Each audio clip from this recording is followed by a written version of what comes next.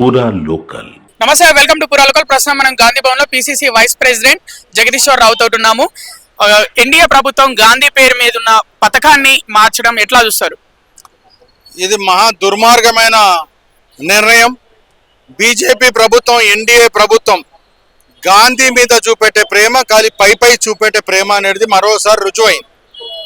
మాకు బీజేపీకి, కాంగ్రెస్ పార్టీకి సైద్ధాంతికంగా వైరం ఉంది. మేము గాంధీ సిద్ధాంతాన్ని కట్టుబడి ఉన్నాము. వాళ్ళు గాడ్సే సిద్ధాంతాన్ని కట్టుబడి ఉన్నారు. వాళ్ళు గాడ్సే వాళ్ళ నాయకుడిగా చూపెడతారు, మేము గాంధీని మా నాయకుడిగా చూపెట్టుకుంటాం. అందుకని మహాత్మా గాంధీ పేరు మీద ఏదైతే ఈ మన్రేగా స్కీమ్ ఉందో ఆ స్కీమ్ పేరు మార్చి దాంట్లో నాథురామ్ గోడ్సే పేరున్నటువంటి గోడ్సే నుండి జీ అక్షరము, నాథు రామ్ అనే అక్షరాన్ని తీసి గాంధీ గారి పేరు మీద ఉన్న మన్రేగాని వాళ్ళు గాడ్సే పేరు పెట్టి ఆ స్కీమ్ చేంజ్ చేయబోతున్నారు. ఇవాళ మేము ఒకటే బీజేపీ ప్రభుత్వాన్ని అడుగుతున్నాం. 20 సంవత్సరాల కింద మేమైతే Mahatma Gandhi rural guarantee scheme తీసుకొని వచ్చినామో 20 సంవత్సరాల నుండి ప్రపంచవ్యాప్తంగా ఉన్న సంస్థలు అన్నీ కూడా ఇవాళ ఎంతో మంచి స్కీమ్ అని చెప్పి మాకు కితాబ్ ఇవ్వడం జరిగింది.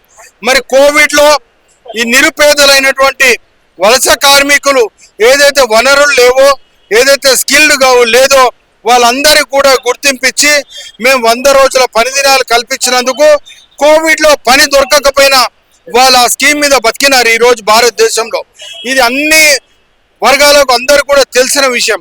కానీ బీజేపీ ప్రభుత్వం, మోడీ గవర్నమెంట్ వచ్చిన తర్వాత ఎంతసేపు కార్పొరేటర్లను పెంచే కార్యక్రమం చేస్తుంది, కానీ నిరుపేదలైనటువంటి ప్రజలని వాళ్ళ జీవితాల్లో బాగు చేయాలనే ఆలోచన వాళ్ళకి లేదు. ఎందుకంటే ఉదాహరణగా నేను చెప్తున్నా, రైతుల మీద ప్రేమ ఉన్నట్టు నటించుకుంటూ రైతుల పైన నల్ల చట్టాలు తీసుకొని వచ్చారు. దేశ ప్రజలు, రాహుల్ గాంధీ వీళ్ళందరూ కొట్లాడిన తర్వాత దేశ ప్రజలకు సారీ చెప్పి అవిటిని విత్డ్రా చేయడం జరిగింది. కోవిడ్లో ప్రజలు ఒక దిక్కు చనిపోతుంటే కార్పొరేట్లకు హెల్ప్ చేయడానికి ఏదైతే నెహ్రూ గారి దగ్గర నుండి పివి నరసింహారావు, మన్మోహన్ సింగ్ దాకా లేబర్ యాక్ట్ని తీసుకొచ్చి లేబర్ని వాళ్ళని కాపాడే చట్టాలు మేము తీసుకొని వస్తే కోవిడ్లో ఆ చట్టాలను మార్చే కార్యక్రమం మోడీ చేసినాడు. 27 చట్టాలను మార్చి 4 కోట్ల కింద తీసుకొని వచ్చి కార్పొరేట్లకు హెల్ప్ చేసేటట్టు కార్యక్రమాలు చేసినారు.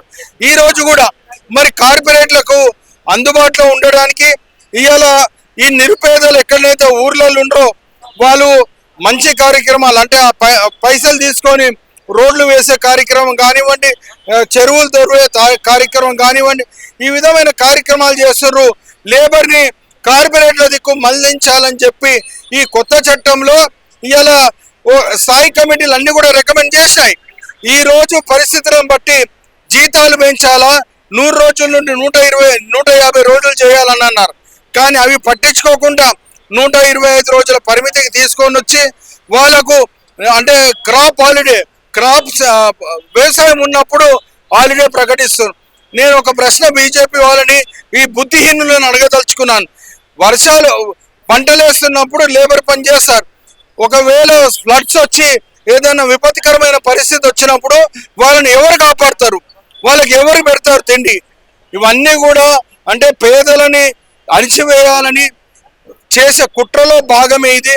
ఇంకా అది కాకుండా ఈ స్కీమ్ వల్ల ఇంతకుముందు 100% సెంట్రల్ గవర్నమెంట్ ఫండ్స్తో ఇచ్చేది, ఈ రోజు 40% స్టేట్ గవర్నమెంట్ పెట్టుకోవాలంటుంది. అంటే ఇలా తెలంగాణ ప్రభుత్వం కానీ కాంగ్రెస్ ఎక్కడెక్కడైతుందో పేద ప్రజల ప్రభుత్వము ఆ పేద ప్రజలకు వెల్ఫేర్ స్కీమ్స్ ఇచ్చుకుంటూ డెవలప్మెంట్ చేసే కార్యక్రమాలు చేస్తారు. కాబట్టి ఇట్లా అసలు ప్రభుత్వాల మీద ఇంకా ఒత్తిడి తీసుకురావడానికి ఇది ఒక కుట్రలో భాగంగా నేను చూస్తున్నాను. గాంధీ కుటుంబం విషయంలో, అలాగే నేషనల్ హెరాల్డ్ న్యూస్ పేపర్ విషయంలో మీరు ఈ రోజు నిరసన కార్యక్రమం చేపట్టారు. బీజేపీ పార్టీ ఆఫీస్ ని ముట్టడించే కార్యక్రమం చేపట్టారు. అంటే బీజేపీ పార్టీ ఆఫీస్ మీద దాడి చేద్దాం అనుకున్నారా మీరు?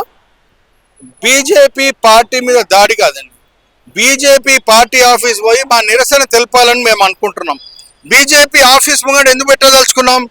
ఈ రోజు భారతదేశంలో 1947 తర్వాత ఏవైతే సిబిఐ, ఇన్కమ్ ట్యాక్స్, ఈడీ సంస్థలు ఉన్నాయో ఇవి నిష్పక్షపాతంగా ఈ ఇండిపెండెంట్ ఆర్గనైజేషన్స్ అవి. వాటినన్నిటి కూడా ఇలా మోడీ గారు, అమిత్ షా వచ్చిన తర్వాత వాళ్ళ కబంధ హస్తాలలో పెట్టుకొని ఎవరైతే ప్రజల గొంతుకయ్యి ప్రజల వాయిస్ వినిపిస్తున్నారో ఆ గొంతులను నొక్కే కార్యక్రమం ఈరోజు బీజేపీ ప్రభుత్వం చేస్తుంది. రాహుల్ గాంధీ గారు డిమానిటైజేషన్ నుండి దేశ పరిస్థితి కోసం చెప్తున్నారు. డిమానిటైజేషన్ వల్ల దేశ ఆర్థిక పరిస్థితి దెబ్బతింటదన్న వాస్తవం అయ్యింది. కోవిడ్ వల్ల ఈ నష్టం జరుగుతుంది. ఇవాళ అంటే వ్యాక్సినేషన్ కానీ ప్రతి విషయంలో రాహుల్ గాంధీ మాట్లాడినాడు. ఆ విషయాలన్నీ కూడా ఇవాళ వాస్తవాలు జరుగుతున్నాయి. జిఎస్టీ విషయంలో దేశ ప్రజలను దోపిడీ చేస్తుంది బీజేపీ. ఈ దేశ ప్రజల సొమ్ము అంతా తీసుకొని పోయి కార్పొరేట్లకు పెడుతున్నారని చెప్పి వారు మాట్లాడినారు. అది నిజమైంది. ఈ విధంగా వాళ్ళ గొంతుని నొక్కే కార్యక్రమం చేస్తున్నారు. ఇవాళ ఓట్ చోరీ మీద దేశ ప్రజలు అంటే ఆర్గనైజ్ అయినారు. వీళ్ళందరూ కూడా అవగాహన వచ్చిందని చెప్పి భయపడి ఎప్పుడెప్పుడైతే మోడీ భయపడతాడో, అమిత్ షా భయపడతాడో, ఈ ఇన్కమ్ ట్యాక్స్ ని కానీ, సిబిఐని కానీ, ఈడీని కానీ కాంగ్రెస్ నాయకుల మీద పంపించే కార్యక్రమం చేస్తున్నారు. భారతదేశంలో ఎంతో మంది మీద ఈడీ, సిబిఐ, ఈ ఇన్కమ్ ట్యాక్స్ కేసులు ఉన్నాయి. వాళ్ళందరూ బీజేపీ పార్టీలో కలిస్తే మాత్రం వాళ్ళు పరిపూర్ణంగా శుద్ధి అవుతున్నారు. కానీ ఎప్పుడైతే ప్రజల గొంతుకయ్యి ప్రజల వాయిస్ వినిపించాలని మాట్లాడుతున్నారో వాళ్ళ మీద కేసులు పెట్టి లోపల చేసే కార్యక్రమాలు చేస్తారు. ఈ కేసులో కూడా అంతే. ఎప్పుడైతే స్వాతంత్ర పోరాటంలో నెహ్రూ గాంధీ గారు ఎడిటర్ ఇన్ చీఫ్ ఉండి భారతదేశ స్వాతంత్రం కోసం బ్రిటిష్ పాలకుల మీద వ్యతిరేకంగా పోరాటం చేయాలంటే మనం ప్రజలను ఆర్గనైజ్ చేయాలని చెప్పి ఆ రోజు ఈ నేషనల్ అడాల్ట్ అనే ఇంగ్లీష్ పత్రిక, నవజీవన్ అనేది హిందీ పత్రిక, కవామీ ఆవాజ్ అనేది ఉర్దూ పత్రిక పెట్టి ఆ రోజు మొత్తం కూడా దేశ ప్రజలను ఆర్గనైజ్ చేయడం జరిగింది. స్వాతంత్రం వచ్చిన తర్వాత కూడా ప్రజల గొంతుకగా ఆ పత్రికలు పనిచేసినాయి. దురదృష్టవశాత్తు 2008లో ఆర్థిక ఇబ్బందుల వల్ల మూతపడింది. సోనియా గాంధీ గారి నేతృత్వంలో, రాహుల్ గాంధీ గారి నేతృత్వంలో ఏదైతే ప్రజల వాయిస్ ఉండనో స్వాతంత్ర పోరాటం చేసిన వాళ్ళ వారసత్వాన్ని కొనసాగించాలని చెప్పి వాళ్ళు 2016లో డిజిటల్ రూపంలో ఈ కార్యక్రమాన్ని స్టార్ట్ చేయాలనుకున్నారు. అప్పుడు ఏజేఎల్ సంస్థ నుండి యంగ్ ఇండియా సంస్థకు తీసుకొని వచ్చినారు. యంగ్ ఇండియా అనే కంపెనీ యాక్ట్ ప్రకారంగా రిజిస్టర్ అయ్యింది. ఆ కంపెనీ యాక్ట్ రిజిస్టర్ అయిన దాంట్లో ఎలాంటి ప్రాఫిట్ ఉండదు, ఎలాంటి శాలరీ ఉండదు, ఎలాంటి డివిడెండ్స్ ఉండవు, ఎలాంటి షేర్ హోల్డింగ్ ఉండదు. ఇవన్నీ తెలిసినాక కూడా ఖాళీ మోడీ, అమిత్ షా చెప్పిండని చెప్పి ఈడీ వాళ్ళు ఎప్పుడైతే కేసు పెట్టి ఇవాళ ఛార్జ్ షీట్ వేస్తుంది పోతే రేస్ అవెన్యూ డిస్ట్రిక్ట్ కోర్టు సరి అయిన విధంగా జడ్జిమెంట్ ఇచ్చింది. ఎప్పుడైతే కాగ్జినెన్స్ కేసు పెట్టమన్నారో ఎఫ్ఐఆర్ లేకుండా దీంట్లో మనీ ల్యాండరింగే జరగలేదు, నువ్వు ఎట్లా పెట్టినావు అని చెప్పి వాళ్ళ చెంప చెల్లమన్నట్టు వాళ్ళు తీర్పిచ్చినందుకు మేము వారికి ధన్యవాదాలు తెలుపుకుంటున్నాం. మేము ఎప్పుడు కూడా కాంగ్రెస్ పార్టీ రాజ్యాంగాన్ని నమ్ముకొని ఉంటుంది. ప్రజాస్వామ్యంలో కోర్టులు, వ్యవస్థలు, జ్యుడిషియరీ మీద కానీ, ఎగ్జిక్యూటివ్ మీద కానీ నమ్మకం పెట్టుకొని మేము పనిచేస్తాం. గతంలో కూడా మాకు ఇందిరాగాంధీ గారు ప్రధానమంత్రిగా ఉన్నప్పుడు అలహాబాద్ కోర్టు జడ్జిమెంట్ వస్తే మేము తలొగ్గి ఆ జడ్జిమెంట్ను స్వీకరించినాం. కానీ ఇలా బీజేపీ మోడీ ప్రభుత్వం వచ్చిన తర్వాత రాహుల్ గాంధీ గారి మీద డిఫమేషన్స్ కేసు అని వారిని పార్లమెంట్లోకి రాకుండా చేయాలని చెప్పి పార్లమెంట్ నుండి సస్పెండ్ చేసుకుంటా అన్ని వ్యవస్థలను వాడుకుంటా ఇలా కాంగ్రెస్ పార్టీ మీద ఇన్కమ్ ట్యాక్స్ని ఎన్నో రకాలుగా చేసినా కానీ ప్రజలు మా దగ్గర ఉన్నారు, ప్రజలు మా వైపు చూస్తున్నారు. ప్రజాబలమే మాకు. రాహుల్ గాంధీ గారు కూడా ఎప్పుడు కూడా చెప్పారు, మీరు ఎంత భయపెట్టినా మేము భయపెట్టేటోళ్ళం కాదు కాంగ్రెస్ అని చెప్పారు. ఈరోజు కూడా మేము భయపడతలేము, ఎప్పటికి కూడా మేము పోరాటం చేస్తానికి సిద్ధంగా ఉన్నాం. కాంగ్రెస్ పార్టీ ప్రజల పక్షాన ఉంటుంది. కాంగ్రెస్ పార్టీ గాంధీ సిద్ధాంతం మీద అహింసా మార్గంలోనే మాకు మార్గం చూపెట్టారు కాబట్టి ఇవాళ కూడా మేము అహింసా రూపంలో పోయి బీజేపీ ఆఫీస్ ముంగడ మేము ధర్నా చేయాలనుకున్నాం. పోలీసు వాళ్ళు పర్మిషన్ ఇవ్వలేదు. దానికి మమ్మల్ని ఇక్కడే ఆపేసినారు. కాబట్టి ఇప్పటికైనా ఈడీ, సిబిఐ, ఇన్కమ్ ట్యాక్స్ బుద్ధి తెచ్చుకోవాలా. మీరు స్వయం ప్రతిపత్తిని మెయింటైన్ చేయండి. తప్పుంటే శిక్షించండి. తప్పు లేని తప్పుడు కేసులు, తప్పులు విధవలు చెప్పిర్రని చెప్పి మీరు కేసులు పెట్టొద్దని చెప్పి తెలియజేస్తూ ఇప్పటికైనా బీజేపీ, ఎన్డీఏ ప్రభుత్వం బుద్ధి తెచ్చుకోవాలా. ప్రభుత్వాలు ఏ విధంగా నడవాలా, ఏ విధంగా ఉండాలా, ప్రజా శ్రేయస్సు కోసం ఏ విధంగా చేయాలనేది ఆలోచించాలా.